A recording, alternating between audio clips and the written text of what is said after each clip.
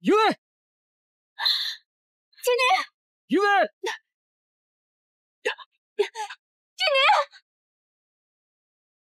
云薇，云薇。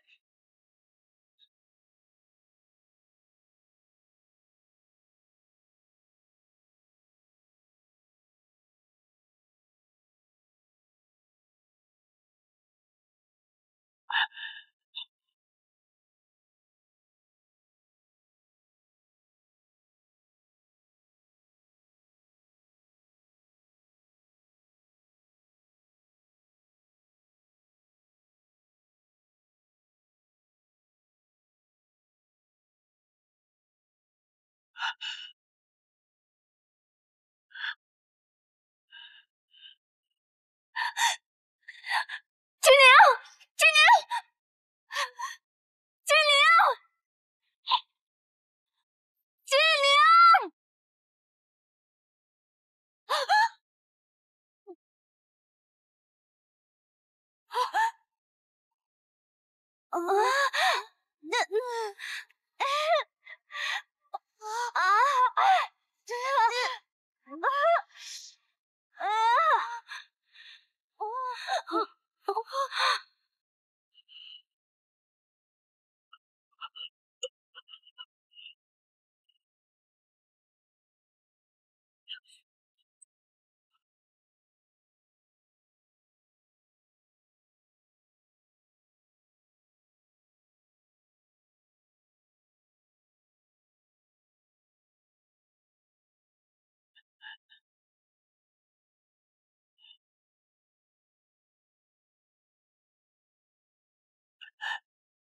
云薇，云薇，云薇，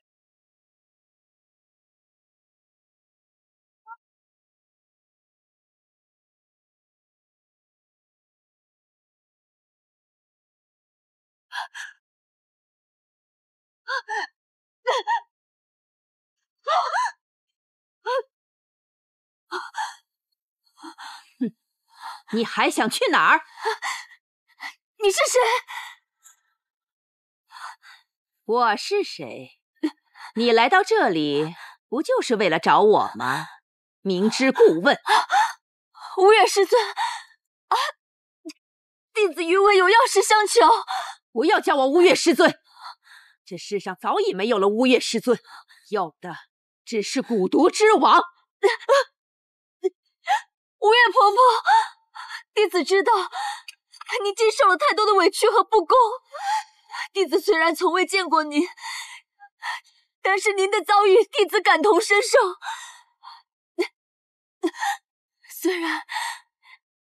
虽然您早已离开了学宫，但是您毕竟是黑白学宫之人，也为守护剑域做出了牺牲。你说的没错，我的确不会遗忘那段记忆，因为那段记忆是我生命中最痛苦的时光。世人的误解和批判，你怎么能懂？无月婆婆，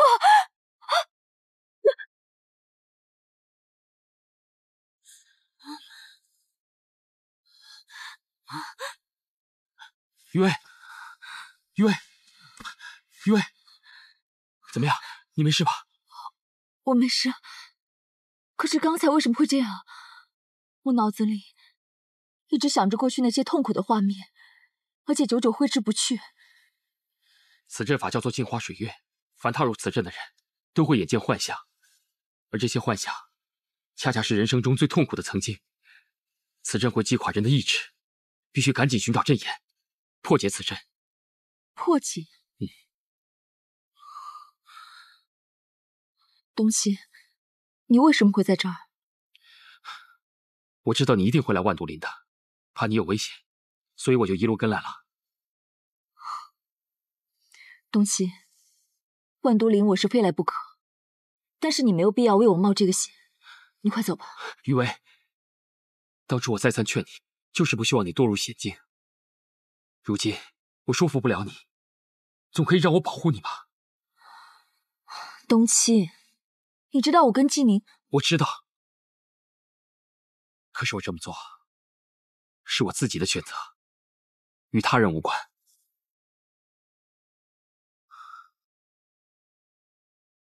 如果我的出现让你感到很为难的话，我可以在暗中保护你，让你看不见我。东七，余威，余威，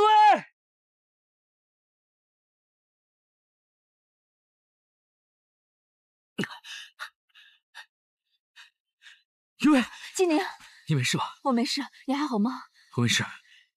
我们刚才经历了镜花水月的阵法。刚才那个阵法叫镜花水月。想必现在大师兄也在经历这个阵法的煎熬。我们必须尽快找到这个阵法的阵眼，才不会受制于人。走。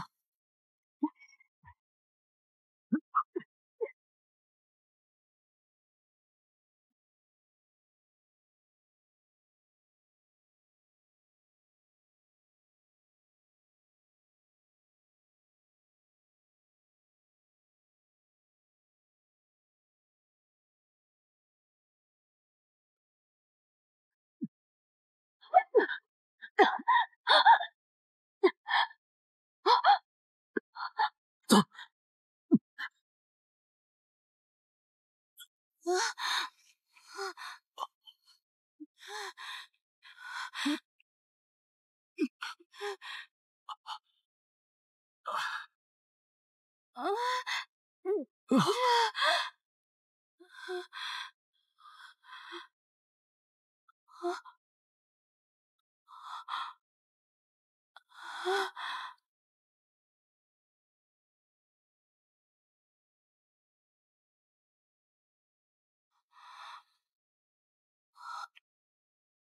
哎，这瘴气怎么消失了？方才这阵法应该是镜花水月。此阵法能使人迷失心智，陷入到痛苦之中，难以清醒。那这阵法现在消失了，想必纪宁哥和余薇姐已经将其摧毁了。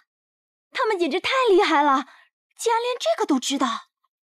此阵法，我之前在天宝山玩乐的时候，无意间听一个前辈谈起，纪宁和余薇应该不知道如何破解，何以那么快就找到应对之法？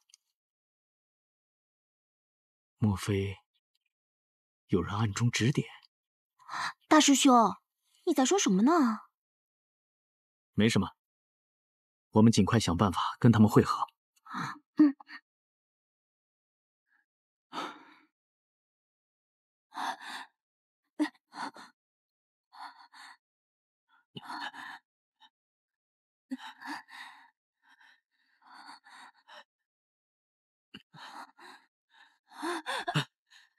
月，怎么样？纪宁，我被毒虫咬伤，只怕毒气已经进入体内。月，你中毒了。你别管我了，你继续往前走。无论如何，一定要找到乌月婆婆。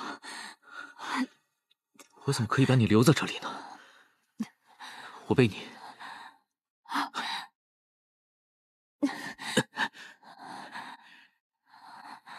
你不用怕，就算我染上毒气，我也不会把你丢在这儿。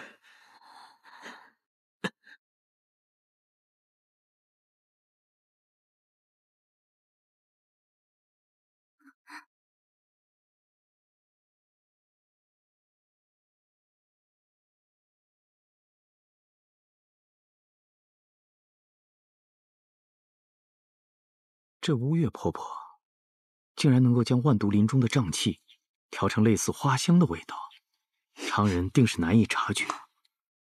不愧是蛊毒之王。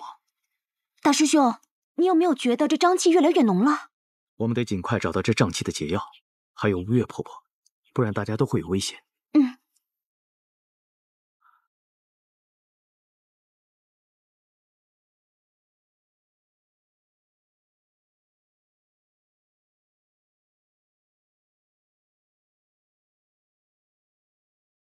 哎呀，这里这么大，到哪儿找解药呀？这林子里的东西，我看全都一个样。早知道应该把九莲带来了。你看，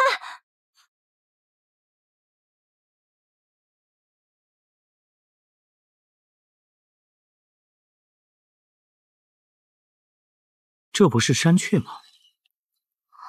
为什么变成这个样子？哦，我知道了，这万毒林中的鸟兽昆虫皆被毒物侵袭后，慢慢演化成现在这种形态。所谓物竞天择，适者生存，在这万毒林中也是一样。我明白了。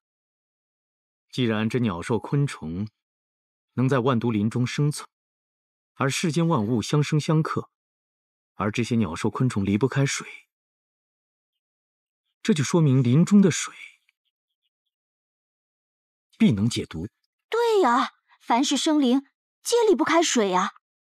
不好了，那季宁哥他们还不知道水能解毒，怎么办啊？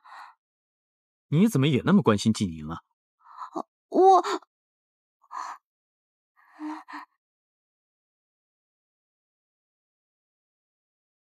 你看我干嘛？有一件事情我很早之前就想问你了，空青，你到底是谁？什么？我是谁啊？我是空青啊，女侠空青。从你突然出现开始，我就觉得很奇怪。你拥有空间穿梭的技能，性格不羁，又不受制于人，但却屡次出现在季宁身边，帮我们解决难题。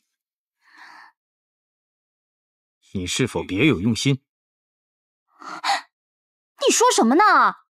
我空青向来行事端正，就算我偶尔会偷一些小法宝，但那也是为了劫富济贫啊！怎么让你说的如此不堪？再说了，我古道热肠，乐于助人，不行吗？若不是我见你长久以来，并没有伤害我师弟师妹的意思，否则你以为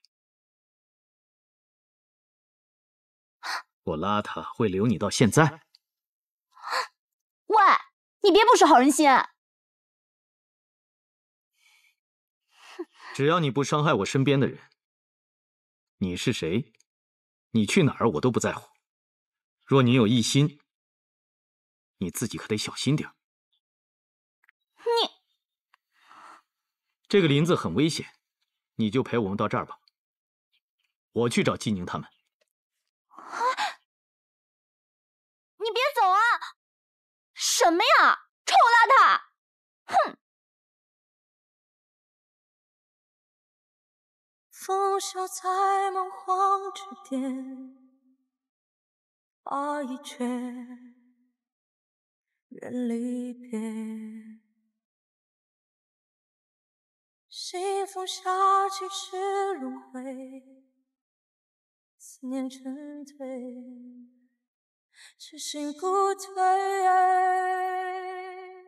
像个成年的眼泪，看承诺往不会遥遥无追，难辨是非。前世萦绕的眷恋，奈何今生更浓烈，凝情可贵。你说，五月婆婆为什么要在万毒林设下重重障碍？她是不是想试探我？也许乌月师尊并非有心想为难我，可能只是怨气难平。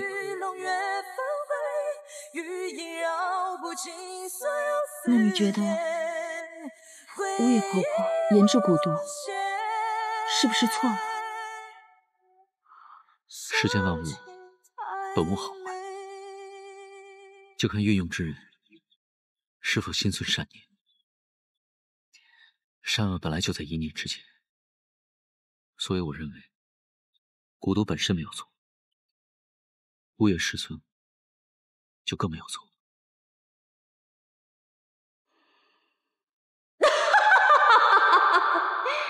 想不到你年纪轻轻，竟然能有如此领悟。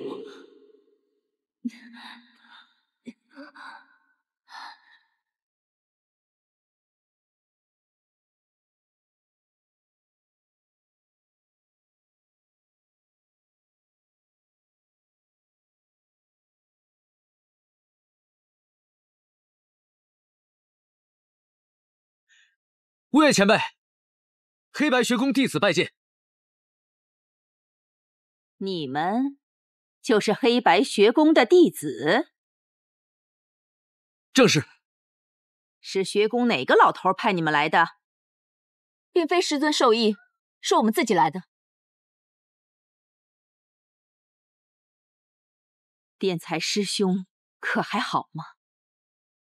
实不相瞒，学宫最近案件频发，师尊也莫名卷入了一桩疑案，难以自证清白。我们求您帮我们找到真正的凶手，还师尊一个清白。想不到，堂堂的黑白学宫也有今天呢！啊？师兄啊，想当年我被逐出学宫，你苦口婆心的劝我，说什么清者自清，浊者自浊，让我静心修炼，不要心生怨恨。哼，想不到你也有被冤枉怀疑的一天。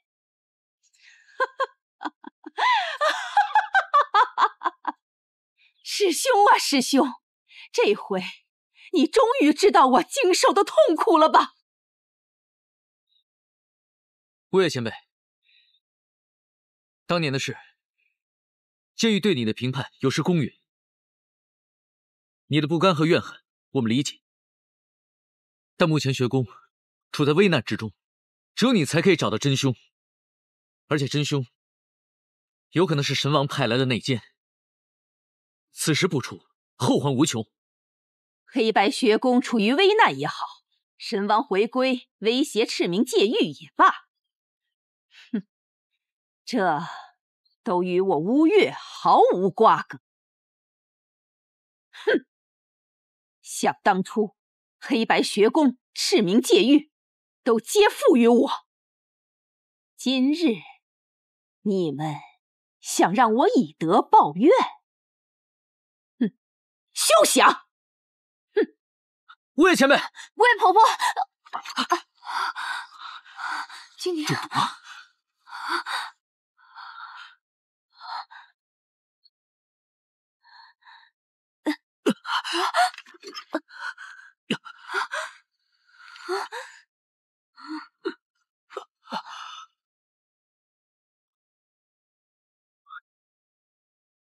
雨薇，雨薇，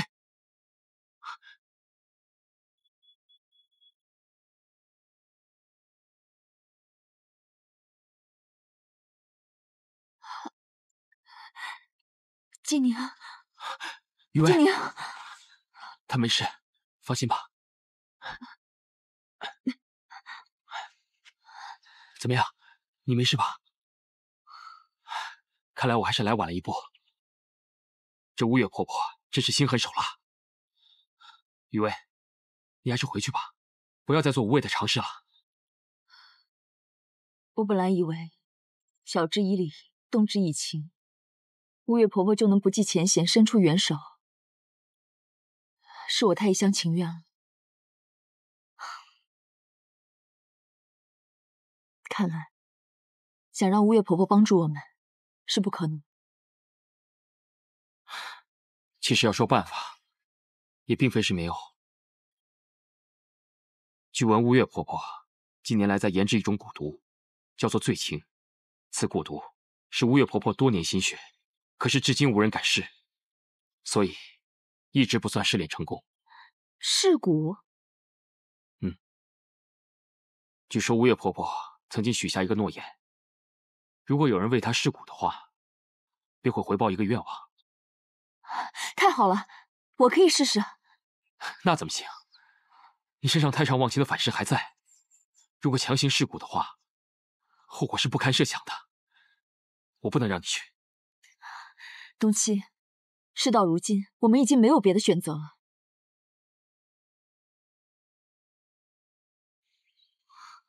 那如果你真要做的话，我替你去好了。东七，这是何苦呢？我不能眼睁睁看着你冒这个险。东七，你为我做的一切，我已经无以为报了。这次请你尊重我，我必须亲自试过，唯有如此，我才能尽到一个黑白学宫弟子的责任。你果然和南君一样，倔强又任性。只要你认定的事情，没有人能够改变。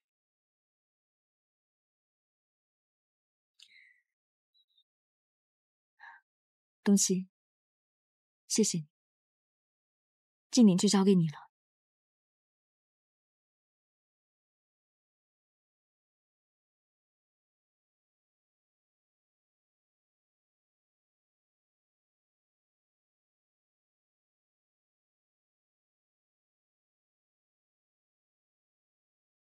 乌月师尊，黑白学宫弟子余威，愿为您以身试骨。你一旦试骨，生死自负。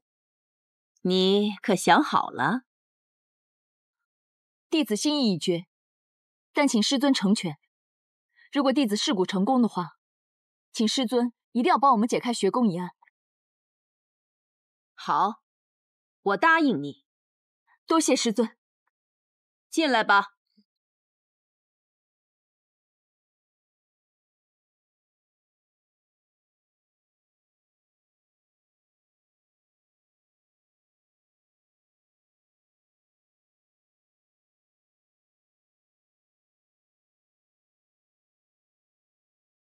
师尊，坐。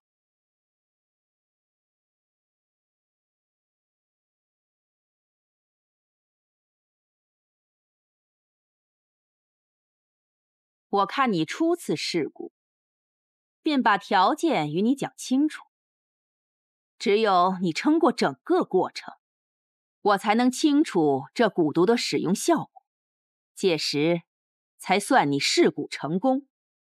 之后我会给你解药，但是你若没能撑过去，中途被这蛊毒侵入丹田而死，哼哼，那就与我无关了。你我之间的约定也一笔勾销。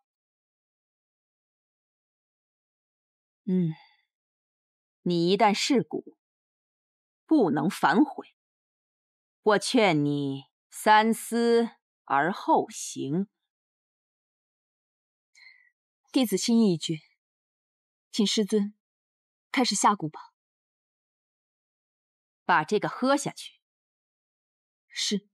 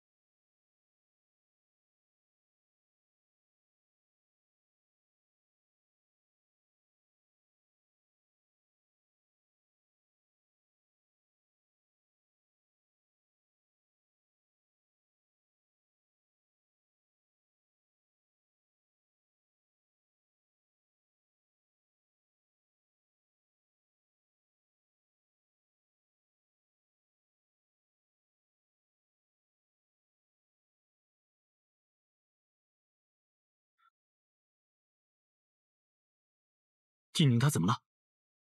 放心吧，静宁现在没事。你为什么会在这儿？余威呢？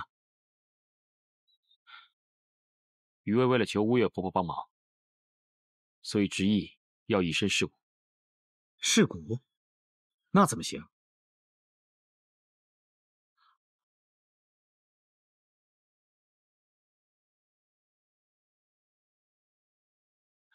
好了，别试了。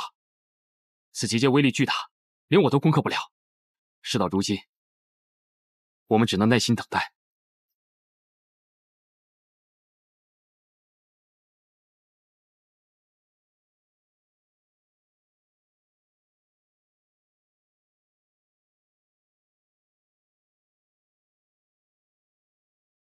方才那镜花水月的阵法，是你破的吧？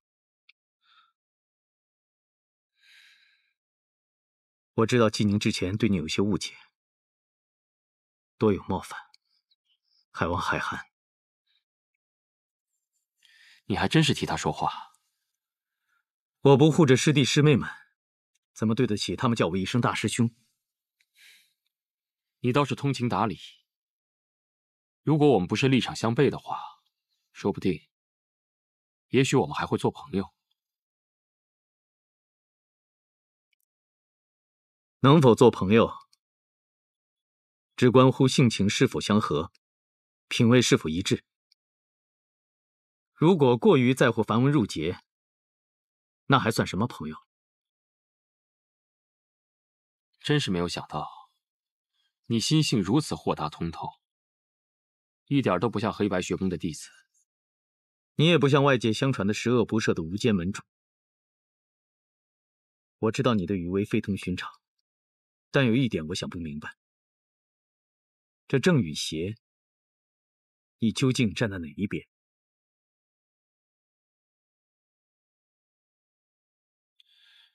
所谓正邪，不过是胜败之人所划分的。我不过顺从内心，为心之所向之事。那余威之于你呢？余威在我心中，自然是无可替代。门主果然豪爽。我拉他一向不理红尘之事，只觉得麻烦。但最近有一人改变了我。人生在世，终究无法独自行走。余威如同我妹妹，我不想看她难过，我更会尊重和支持她的选择。所以，请你不要让她为难。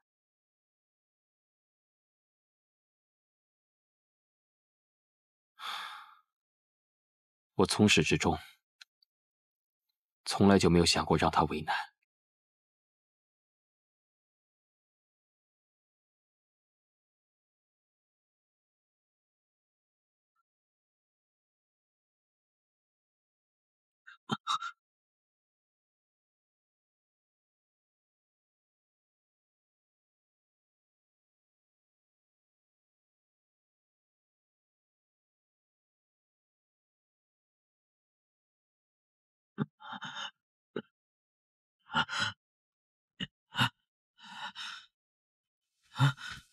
大师兄，余威呢？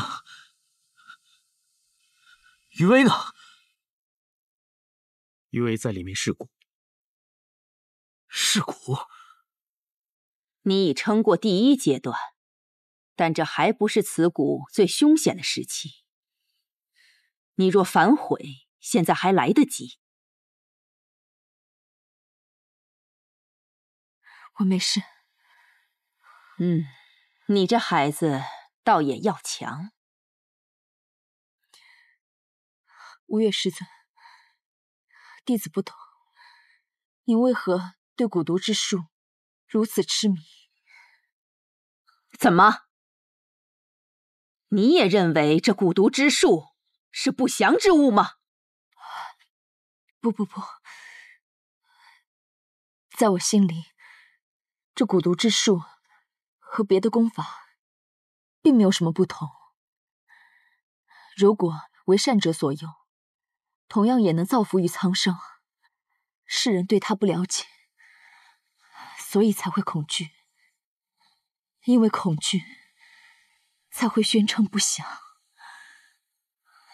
你真的这样想？是。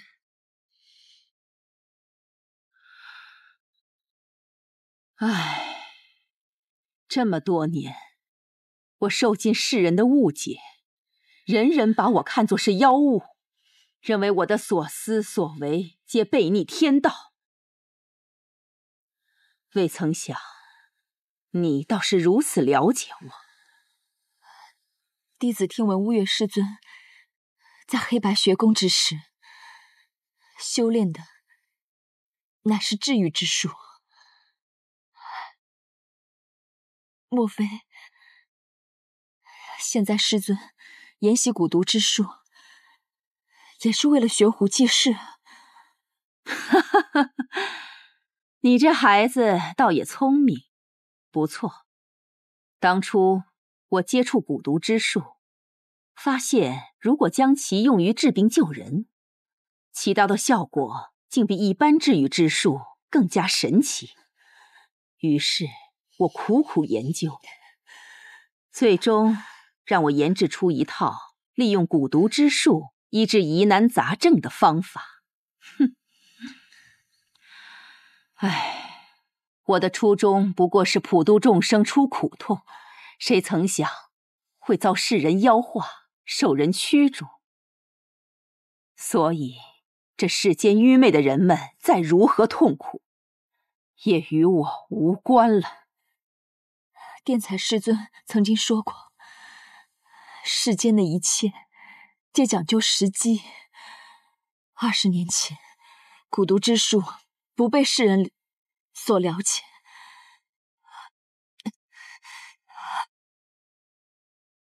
但是今时不同往日。乌月前辈，如果愿意重新出山，以蛊毒之术行救人之举，那我想世人对您的误解就都可以一一解除了。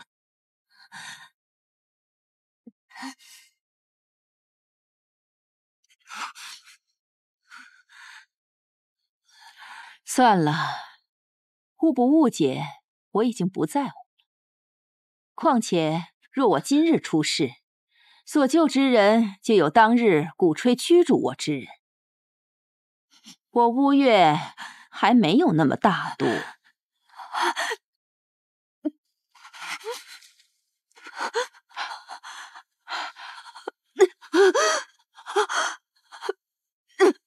此谷现在是最凶险的时期，余威，你一定要挺住！余威，余威！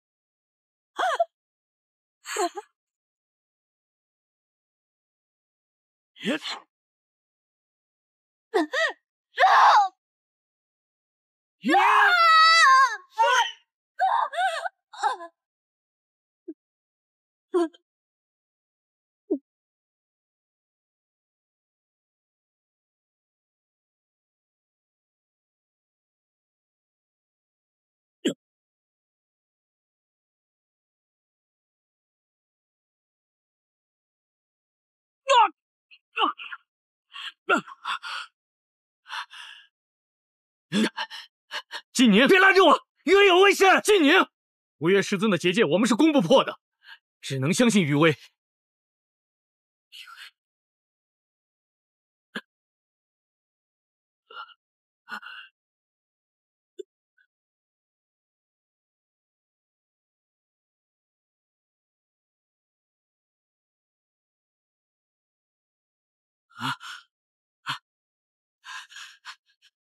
余威，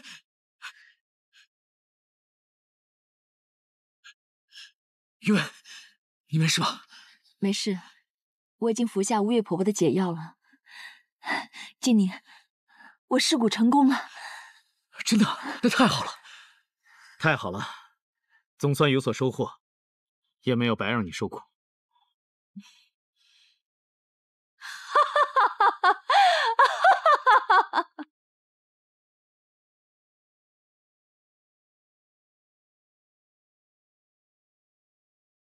乌月师尊，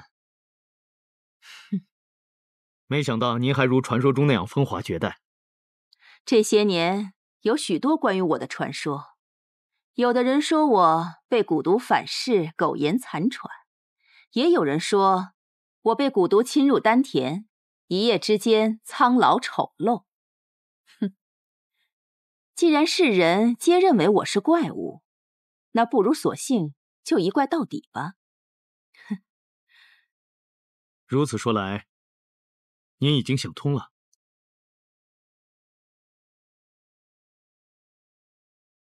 今天多亏了威尔这孩子劝我，让我解开了心中的心结。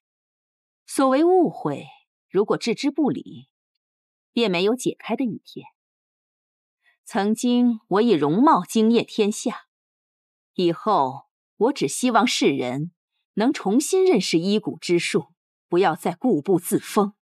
医蛊之术，莫非前辈已经把医术和蛊毒之术相融合了？这些年在万毒林颓然避世，我也腻了。我想重拾我行医初心。我已把破解黑白学宫一案的方法交给了威尔，希望能够对你们有所帮助。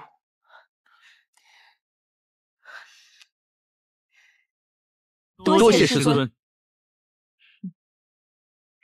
咱们后会有期。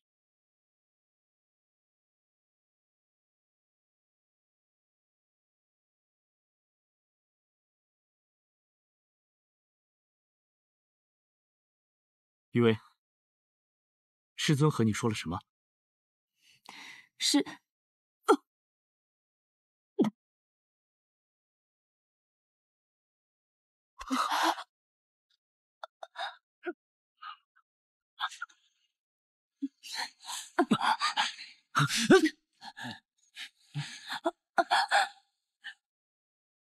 冬青，你怎么了？余威，冬青，放开余威！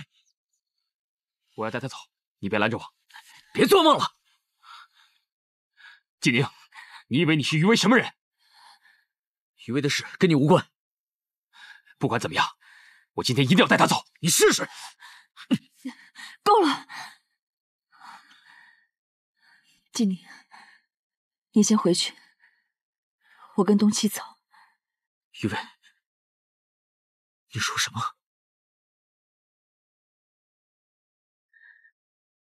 我会回来的。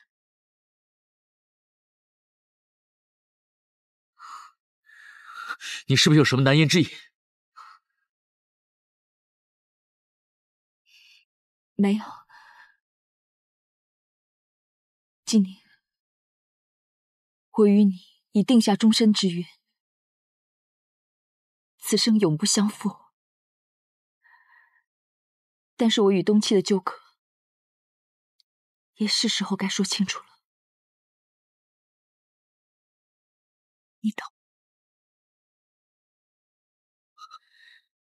余威，这是我跟冬七之间的事。季宁，有些事你不了解，让他去吧。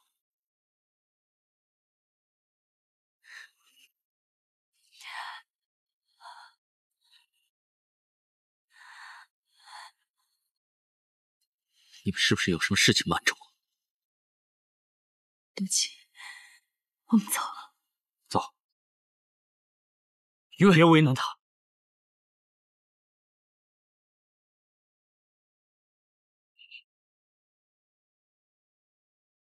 我等你回来。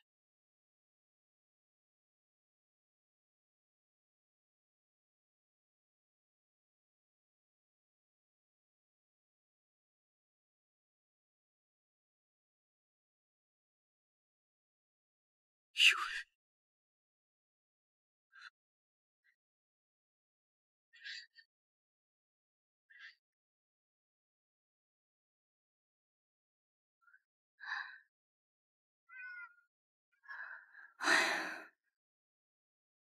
我的身份不便进黑白学宫，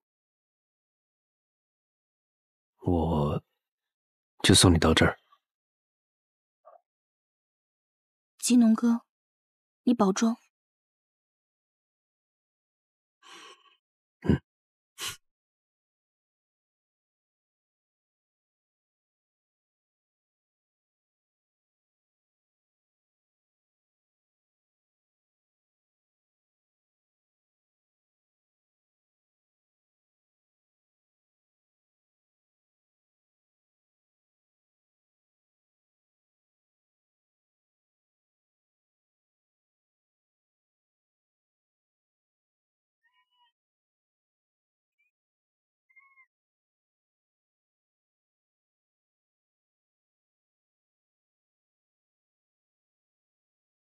少主，您为何忽然同意让九莲离去了呢？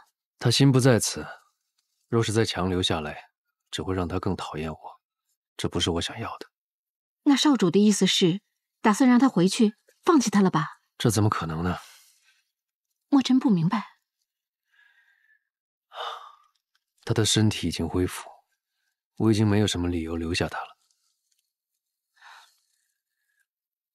他想回去是因为季宁，到时候他看到季宁和余威已经相爱，我想到那时，他才能明白谁真的爱他。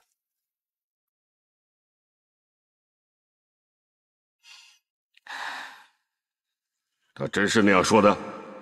是的，老祖。原来我的一番苦心他都不在乎，他的眼里只有九莲。墨尘，动手吧。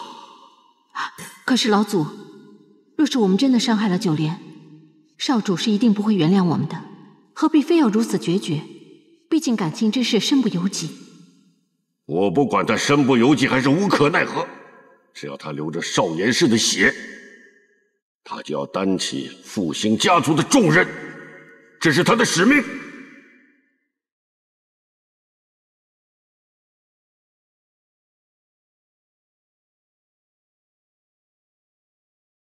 最近施工，他有没有什么新的计划？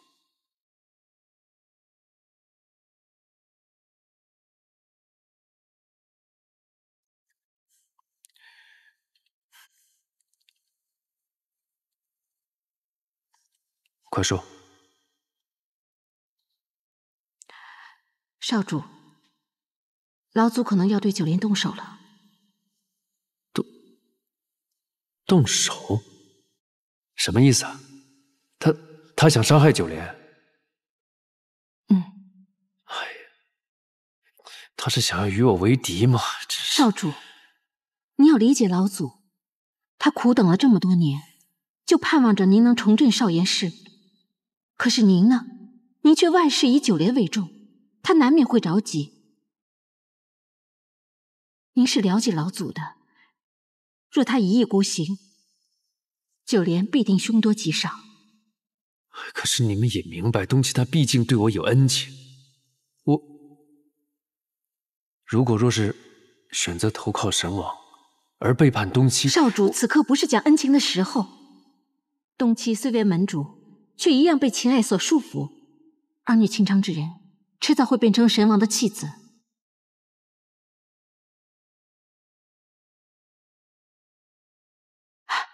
少主，如果您能取代东契，成为无间门的门主，那我们少严氏就终于可以复兴了。所以，你的意思就是，如果我不答应，九莲就必然有危险。您聪慧过人，您还不明白吗？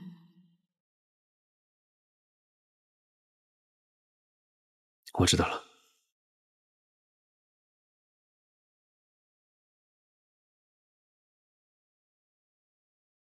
哎呀，怎么还不回来？不会出事了吧？木头，哎，大师兄、金银哥，你们可算回来了，都把我担心死了。不是你们去，怎么不叫上我呀？叫你岂不是给我们添乱啊？你这么说话我就不爱听了。什么叫添乱啊？我现在的符箓在学宫，可是数一数二的了。为什么不叫上我？好了好了，你吹牛也数一数二。哎，余薇姐跟空青呢？空青去其他空间搜集法宝了。余薇，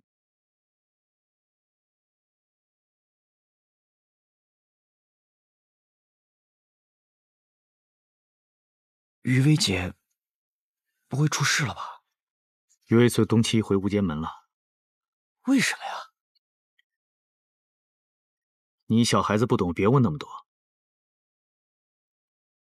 万一有人问起，就说雨薇去阎王府做客了，知道了吗？知道了。大师兄，大师兄，对了，我忘了跟你们说了，九莲回来了。你们终于回来了，我都想死你们了。九莲，你什么时候回来的？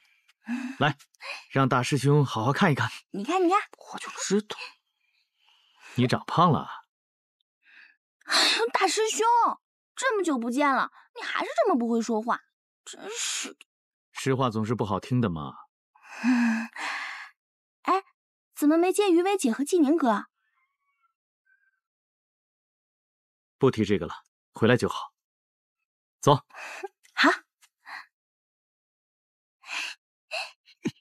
看啥？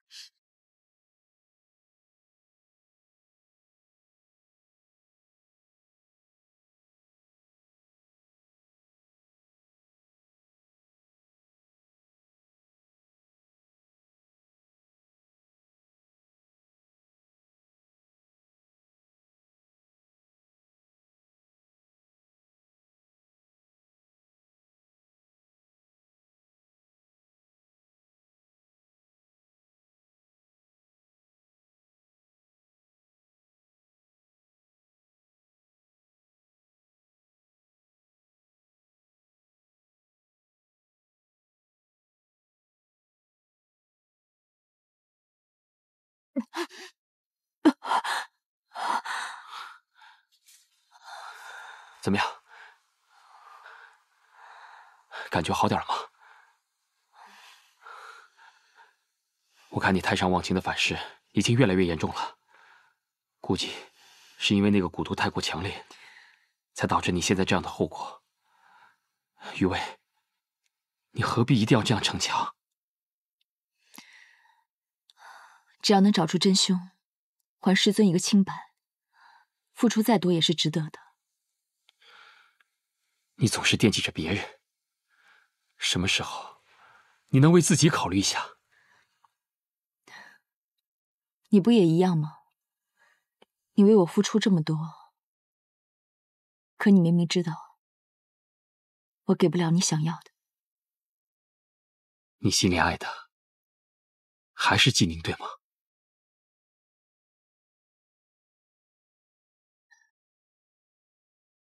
我与季宁已经定下了终生之约，此生不负。那你身上的太上忘情怎么办？这一生实在是太短暂了，我不想留有任何遗憾。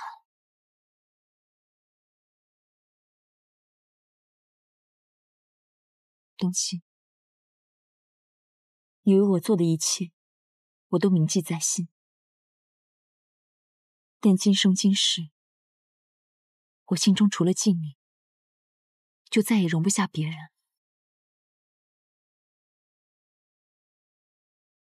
对不起，我辜负了。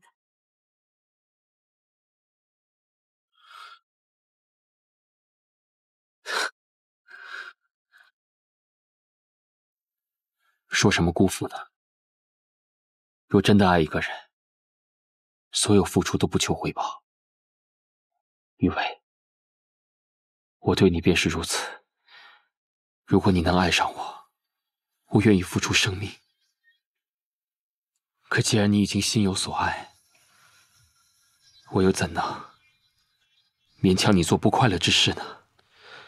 我别无所求，只求在你身边默默守护你，我就心满意足了。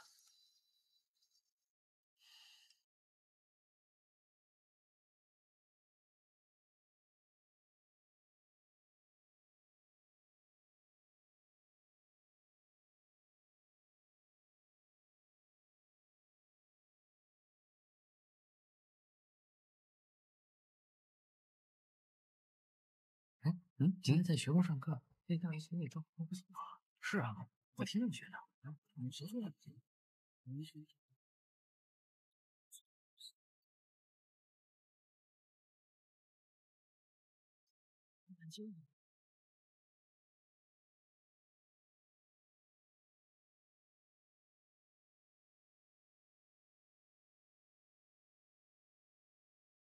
九莲，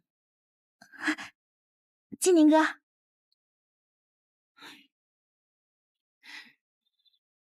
我忘了问你，你家里一切都好吧？家里？对啊，你不是捎信跟我们说你在家里养伤的吗？啊，对啊，对啊，对啊。先不说这个了。金宁哥，在天宝山的时候，他们说，如果我挺过来了，你就会答应和我在一起。这句话现在还算数吗？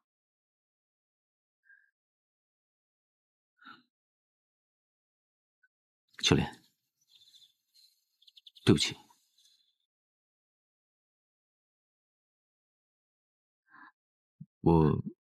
我都知道了，其实我不过问一下罢了。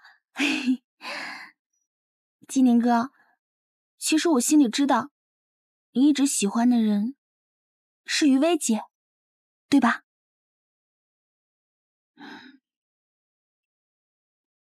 九莲，我很感谢你对我的厚爱，但真的，我一直对你就好像对我的亲妹妹一样看待。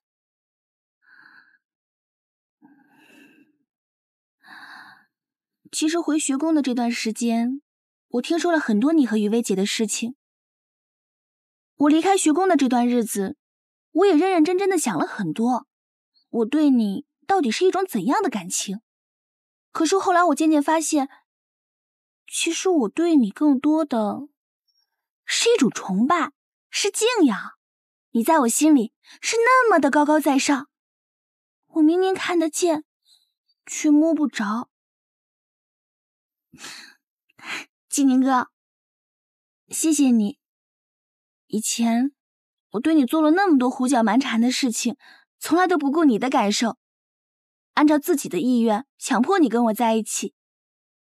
自从我知道了你和于薇姐的事情以后，我明白了，真正的感情不是这样的，而是两情相悦，是要为对方着想。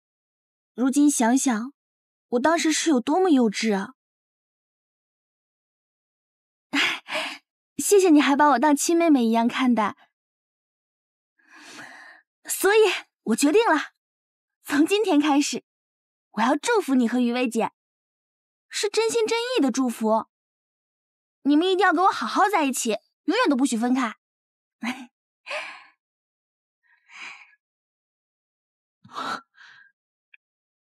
谢谢你，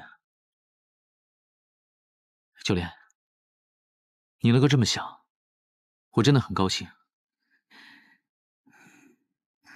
我相信你也会找到你的幸福的，一定的。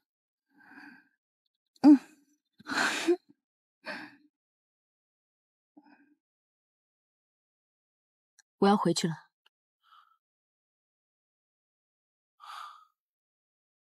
我知道，我不该留你过久。你心不在此，终究是要走的。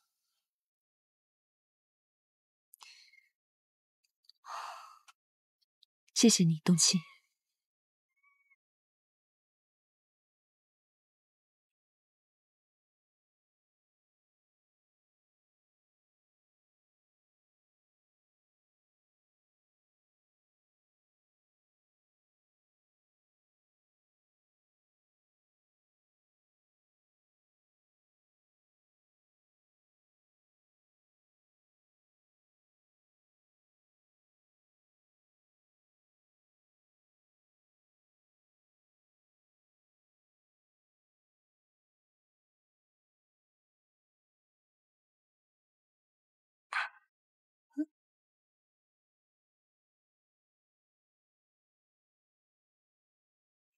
你们两个看完了没有啊？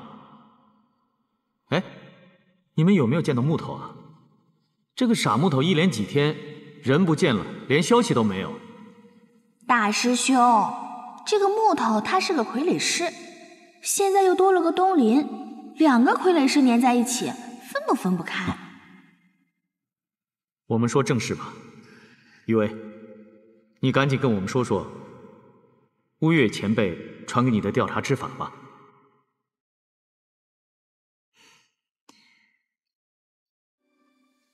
根据乌月师尊所说，我们之前发现的蛊毒和这个粉末会产生感应。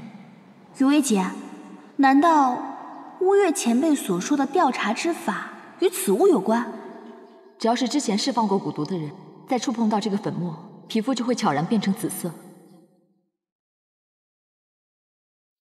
也就是说，碰到这粉末，皮肤变色的人，就是我们要找的青楼一案和盗窃秘籍的元凶。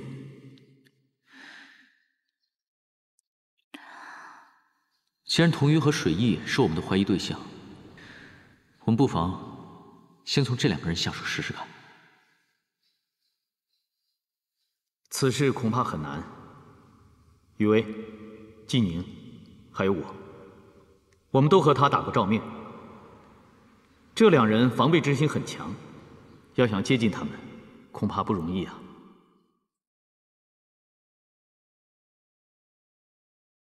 哼，这可难不倒我。我九莲一向足智多谋，只要小小的一变装，他们一定认不出我来。唉，此事就交给我吧。童鱼和水翼阴险狡诈，手段毒辣，我担心你一个人去会有危险。是。我可是东岩市的少主，虽然我功力不如你们强，可是你们也不能小看我啊。好了，你们就安心等我胜利的消息吧。话虽如此，但一切还是小心为妙。大师兄，这样吧，我和你一起在外围隐蔽观望，万一九莲有危险，我们也可以尽快赶到。季宁说的对，小心一点总没有坏处。知道了，怎么那么啰嗦？雨薇，你刚刚伤愈，还是在学宫内好好静养，不然我们大家又多一份担心啊。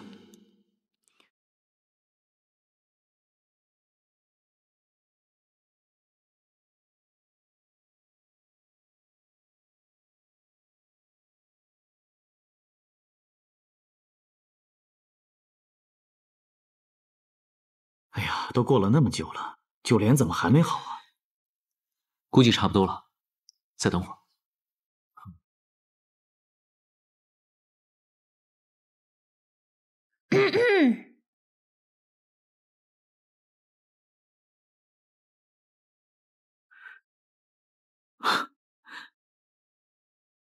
嚯！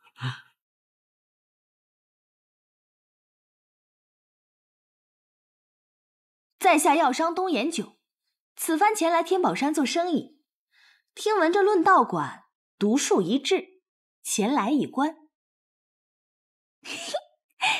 怎么样，还认得出我吗？你还真是以假乱真啊！这下连我都没有认出来啊！这件事情我肯定办妥，你们就不要多虑了，放心吧。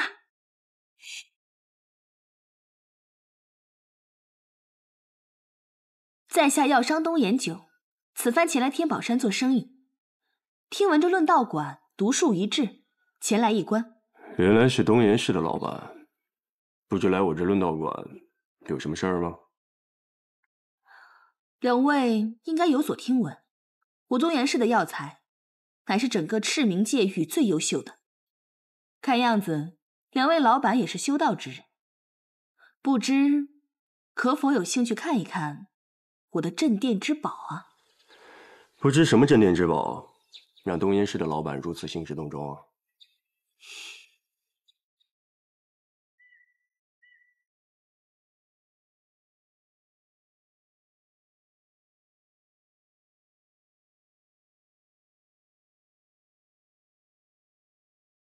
这难道是东岩市传说中的天山凝翠？老板好眼力啊，正是此物。据闻，这天山凝翠可是10年出一株，非常难得。服用之后，功力精进数倍。这等珍宝可是专供东岩市族长和少主的，可谓难得一见。实不相瞒，我与东岩市的族长确实有些交情，帮过族长的忙，才获得这宝贝。我本打算独享，可是此物与我身体相克，所以我只能将其出售。听闻二位是天宝山首屈一指的富商，不知二位对此物可有兴趣？当然感兴趣。老板打算出价多少啊？我初来乍到，全当交下2个朋友，这宝贝我就收个成本价。这个数，你们看如何？倒是合理，不过如此贵重的东西，可否让我先验验货，以免伤了大家的和气啊？老板说的有道理，此物确实贵重，谨慎一点为好。喏。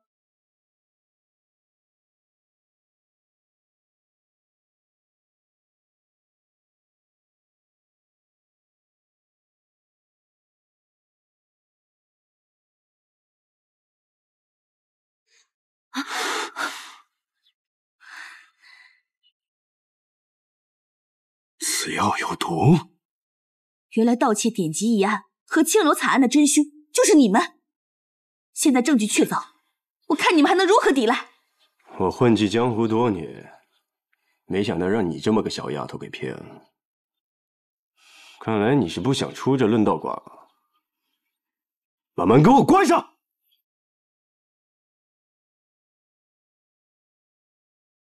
九莲有危险。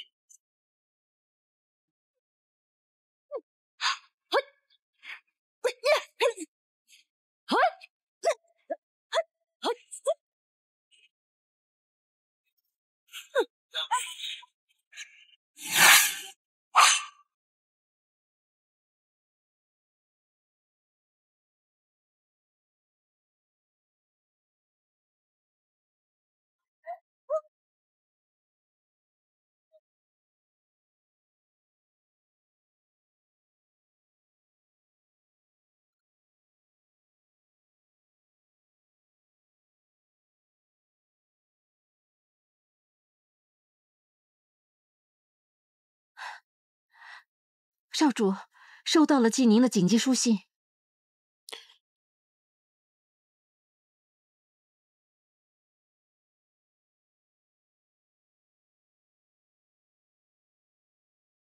在这个时候，季宁着急跟我见面，会是何事呢？据我所知，季宁等人去万都林寻求破案之法，我想他一定是有什么线索。童瑜跟水翼终于离开了无间门，正好最近我想多了解一些黑白学宫内部的事情，没想到在这个时候，季宁就要约我见面。这样吧，你留在无间门，继续观察内部的动向，我去和季宁见面。是，少主。这件事情难道非要季农帮忙不可吗？目前只有通过季农，才能知道童瑜和水翼到底把九莲抓到哪里去了。我知道现在情况危急，但病急也不能乱投医。季农现在是敌是友尚未可知，万一他和童瑜和水翼是一伙的，咱们不是自投罗网吗？不管怎么样，我相信季农，在九莲的事情上面，他绝不会骗我。你真的有把握吗？这样吧，师兄，我独自前去。季农见到你，怕会有戒心，你先回学宫，我有什么情况马上通知你。现在也只能如此了。季宁，多加小心。放心。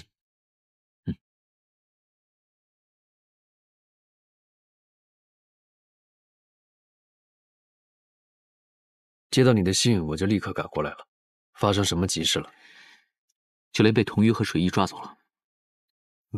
你说什么？九莲去论道馆查案，无意中揭发了童瑜和水翼的恶行，他们因此劫持了九。我们不知九莲被关在何处，想到你毕竟身在无间门，所以只好求助于你。他们两个生性残暴，就连这下恐怕是凶多吉少。我想知道，除了无间门，他们还有别的去处吗？他们两个行踪诡秘，戒心又强，我也不知道他们有何藏身之处。不如干脆设计引蛇出洞。你有什么计划？如今之计，只能借门主的手谕一用。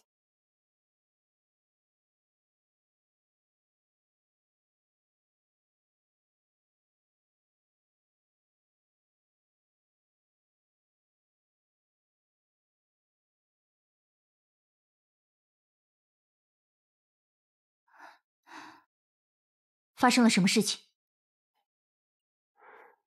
门主亲自书写的手谕，说要召见你我。突然这个时候要召见我们，怕是门内会有什么大事儿吧？既然门主下达手谕，那我们赶紧回去吧。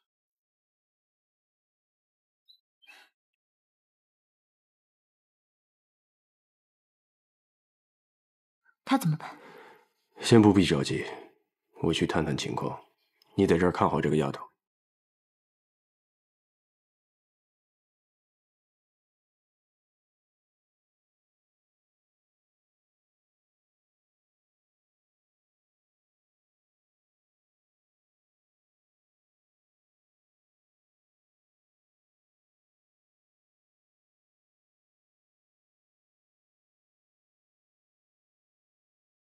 是你？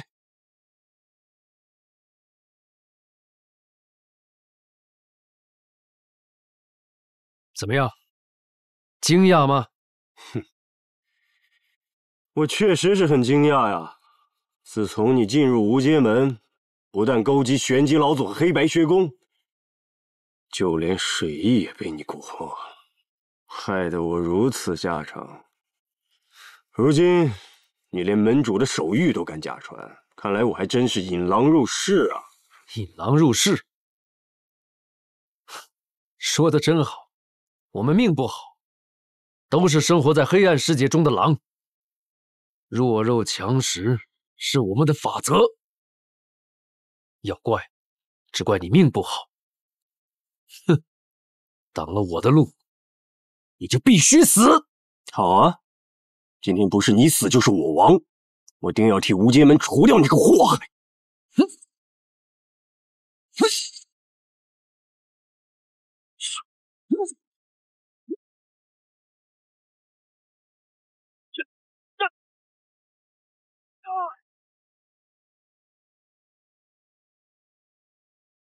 少严氏功法。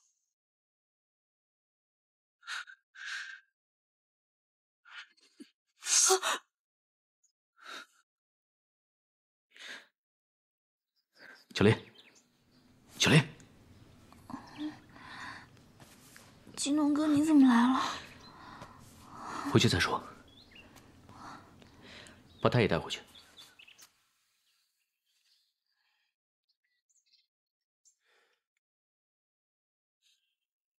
殿裁师尊，如今终于抓到青楼一案和典籍失踪一案的凶手，总算可以还您清白了。邋遢，你们几个孩子维护我的心意，为师很是感动。但下一次，绝对不可再冒此风险了。哎，你们几个去万毒林抓童鱼和水翼，嘿，我们这几位师尊心里真是提心吊胆呐。但是经过此事，我们一致认为，你们真的是长大了啊！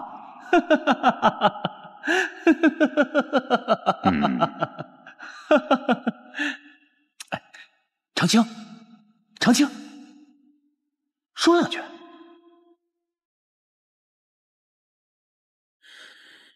看在你们将功补过的份上，我就不追究你们擅自离开学宫的责任了。不过下不为例，记住了。弟子遵命。三位师尊，不知你们如何打算处置童鱼和水翼？他们二人乃是东岐的左膀右臂，东岐绝不会放任不管，他一定会想办法将他们救走啊！师兄说的不无道理，依我看，不妨把这二人交于夏皇审判，我们暂时将其收押在学宫，如何？我同意，只要我们加派人手，加强禁地守卫，任谁也劫不走这二人。我们现在就去会会那二人。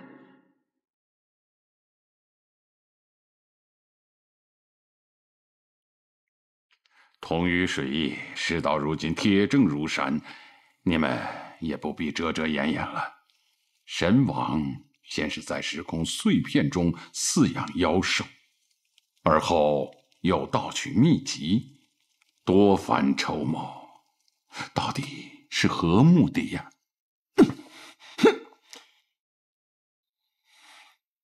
哎，我劝你们最好识相点，这黑白学宫还能给你们讲些情面，要是到了赤明地牢啊，那可真没什么情面可讲了。你们不要得意，用不了多久，门主就会来救我们。老头，不必废话，你们只需要记住一点：无间门一定不会放过你们。休得胡言！还真是油盐不进啊！师兄，他们作恶多端，不如直接用刑，不怕他们不招。不可，我黑白学宫乃名门正派，岂能乱用私刑啊？笑话！对这等恶人，还用得着道义吗？眼看着神王回归在即，童宇和水翼知晓神王许多秘密，只怕我黑白学宫已经无力处理此事。我们还是应该将二人交给圣君和应龙卫来处理吧。哎呀，也对啊，到了那里，我看他们也不得不招了。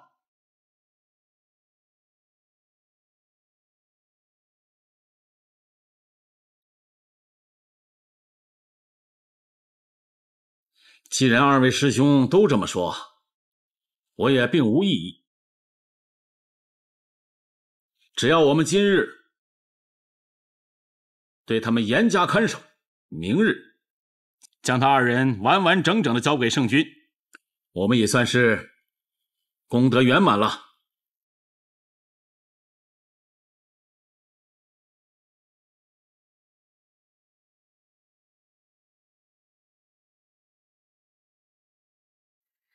你以后不要再来找我了。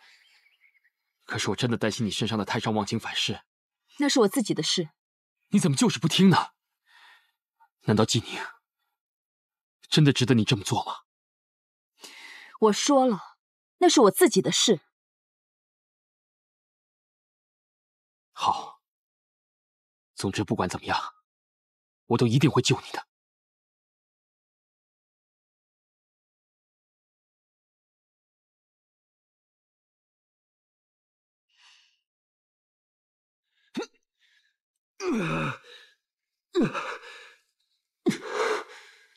一不走，步步走。看来我们这次真的是走入绝境。不会，门主一定会来救我们。你的门主不会来救你啊，属于是技能假传的。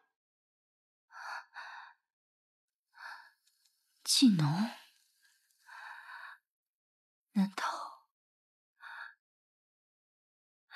难道我们真的没救了？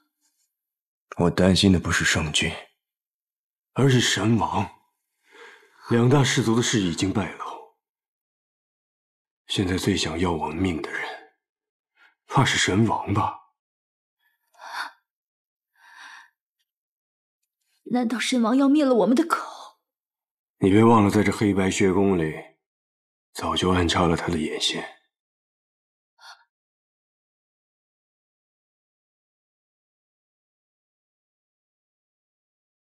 你二人在外面好生守着，没有我的命令，任何人不得靠近。是是。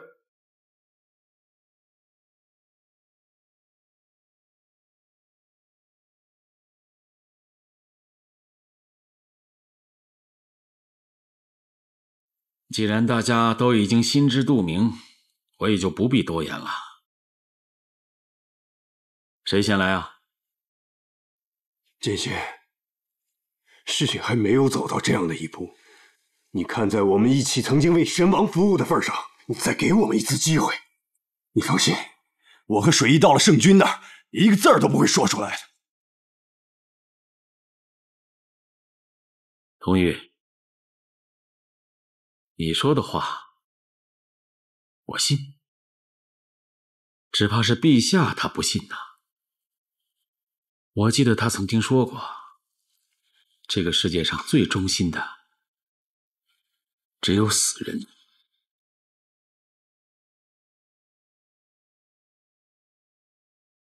你们不要怪我，要怪就怪你们几个居然连几个毛孩都斗不过。活着，好好活着，活下去。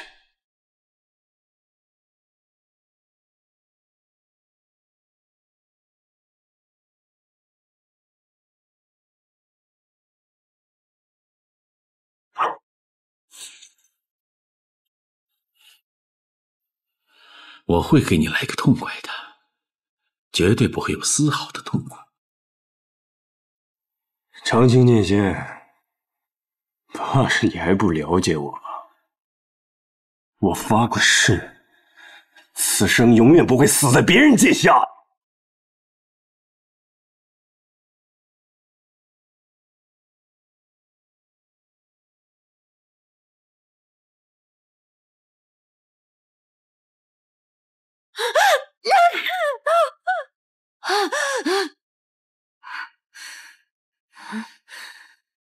什么人？去看看！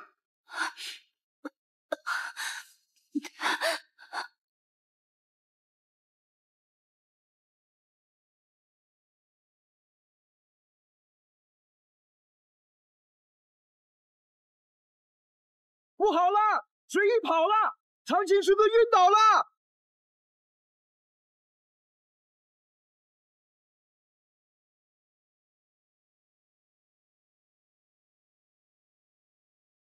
长青，长青，长青，长青，快醒醒！来，长青师弟，没事吧？没事。哎，这怎么回事啊？人呢？童宇、水翼呢？二位师兄，今天当我轮值，发现此二人为了逃避圣君的审判，居然想逃跑，被我当场发现。于是二人就畏罪自爆身亡了。怎么会这样？对不起师兄，我连累了你们。出了此事，我该如何向圣君交代呀？哎，这有点奇怪吧？你巡职的时候正巧赶上他俩要逃跑，然后他俩自爆了，这太不合理了吧？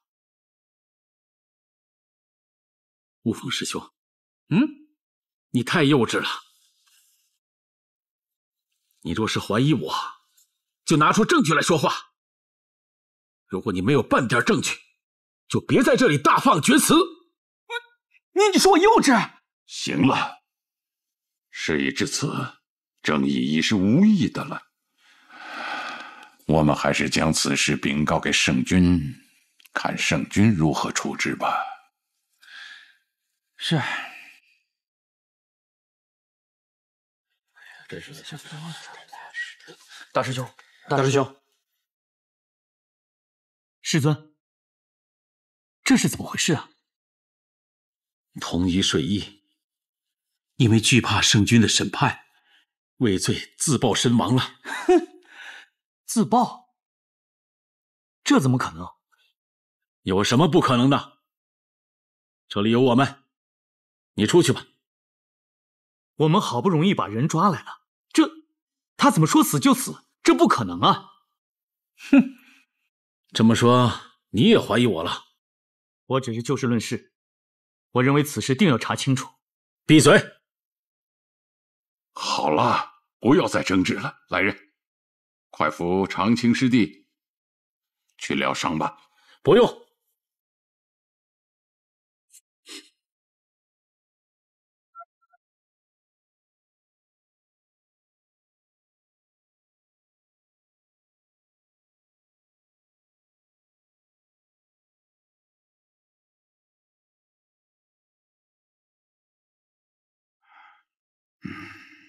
你们都下去吧。是。徒儿告退。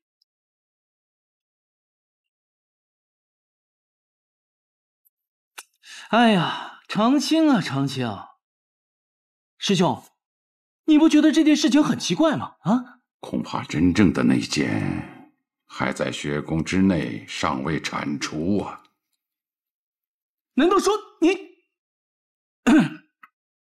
难道说你也怀疑长青？我没有证据，不敢妄下论断，但我总隐隐觉得长青师弟今天的反应过于强烈了。凭他的武功，怎么可能被震晕呢？除非是他怕担责任，把自己洗刷干净。另一种可能就是他与此事有关，故意在隐藏着什么。哎呀，我看以后还得防着他点。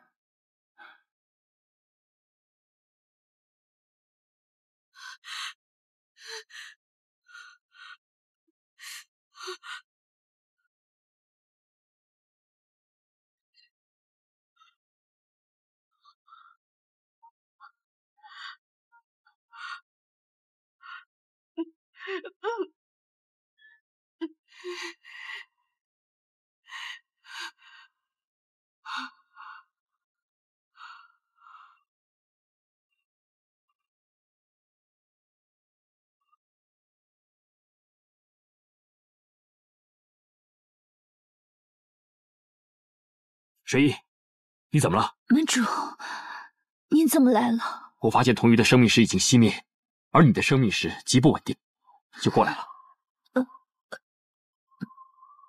童鱼，他已经死了。什么？究竟发生什么事了？我们被黑白学宫的人追杀，神王怕我们泄露秘密，就派长青剑仙杀我们灭口。